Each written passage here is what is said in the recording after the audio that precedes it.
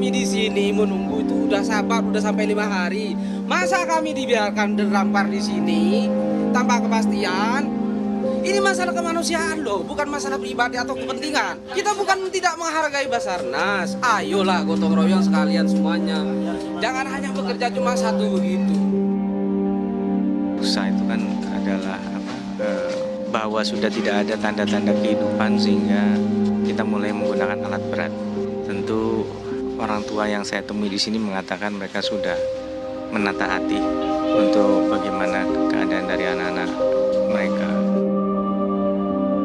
Kami optimis sisa 11 kalau ditambahkan dari 2 yang ditemukan siang ini, sisa 11 dari data absensi santri yang kita punya, itu kalau puing sudah kita angkat, kami optimis itu bisa dievakuasi atau bisa ditemukan.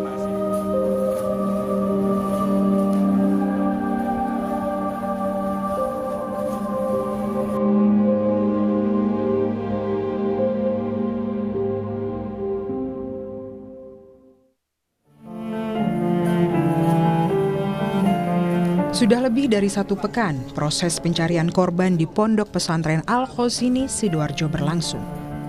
Mensesnek Prasetyo Hadi menyampaikan bahwa Presiden Prabowo juga memonitor proses penanganan bencana di Ponpes Al-Khozini. Ia menyebut, Presiden turut memerintahkan kementerian terkait untuk melakukan evaluasi dan pendataan bangunan agar bencana serupa tak lagi terjadi. Memonitor terus, karena beliau kemudian memerintahkan kepada para menteri terkait dan gubernur atau gubernur untuk terus memberikan perhatian. Evaluasi ke depan.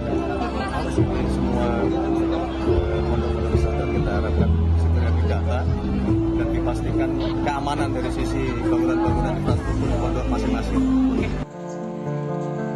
Selain operasi pencarian dan pertolongan korban, penanganan juga difokuskan pada proses identifikasi korban serta pendampingan pada keluarga. Sejak awal, tim SAR sudah bekerja selama 24 jam penuh.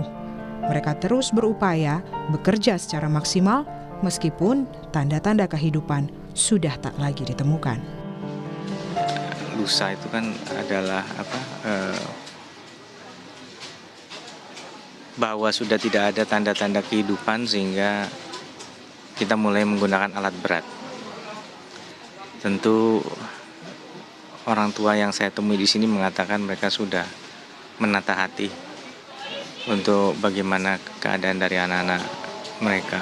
Jadi kami selain tentunya yang dievakuasi ini telah dibawa ke rumah sakit dan penanganannya tetap harus intensif, tetapi hati kami juga ada pada orang tua yang ada di sini. Di antara reruntuhan dan duka yang belum usai, muncul kisah haru dari seorang santri, Al-Fatih Cakrabuana, yang berhasil selamat usai tertidur selama 3 hari di bawah puing. Rasa syukur tak henti disampaikan sang ayah. Namun begitu, ayah Al-Fatih tetap berduka dan turut merasakan penderitaan orang tua santri lain yang masih menanti kabar keluarga mereka. Bersyukur kepada Allah, Mufatih Ananda Al-Fatih ini seperti pingsan gitu ya, sehingga dia tidak ingat dengan apa-apa kejadian. Jadi dia waktu sholat itu dia tertidur, Pak. Jadi dia nunggu jemaah gitu, karena belum tidak ada kiai sehingga lama ya untuk berjamaah sampai tertidur. Ketika situasi sudah kita tidak punya daya upaya, kita bertawakal kepada Allah, serahkan kepada Allah Subhanahu wa taala. Mudah-mudahan anak-anak kita kemudian ada yang wafat misalkan mereka menjadi syahid, mudah-mudahan menjadi kebahagiaan kepada orang tuanya. Kita hanya bisa bertawakal dan pasrahkan kepada tim SAR karena mereka yang mempunyai ilmu di dalam evakuasi, saya kira itu. Saat ini tim SAR gabungan memfokuskan pencarian terhadap 2 titik yang telah dibersihkan. Proses evakuasi terhadap jasad korban juga terus dikejar tanpa ada jeda waktu. Kemudian pada pencarian siang ini memang kita fokuskan, kalau bisa dilihat di visual di belakang, ini adalah tampilan real time dari apa yang sedang dilakukan oleh tim SAR. Ada tinggal 2 segmen lagi. Yang terlihat sekarang ini adalah segmen di belakang, segmen luncuran beton yang masih menghalangi. Tetapi segmen di belakangnya sudah kita bersihkan.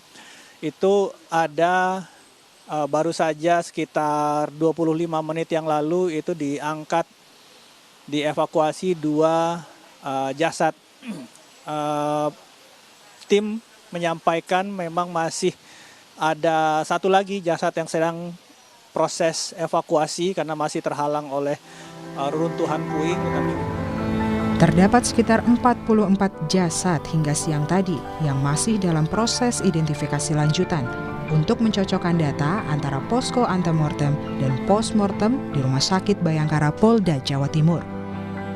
Proses identifikasi jenazah sempat terkendala dengan korban yang belum memiliki KTP, sehingga sidik jari sulit diidentifikasi melalui alat mambis. Tapi dalam hal untuk identifikasi, kenapa kita cari NIK atau KTP? Karena kita butuh sidik jarinya, gitu kan. Nah, untuk anak-anak yang belum punya KTP, kan sidik jarinya tidak terdaftar. Sehingga NIK memang ada, tapi tidak bisa dipakai untuk identifikasi.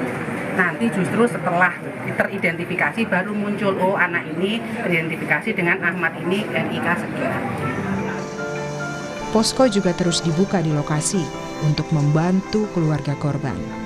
Harapan dan doa tak henti terpancar dari raut keluarga yang memandang lirih papan bertuliskan nama keluarga mereka.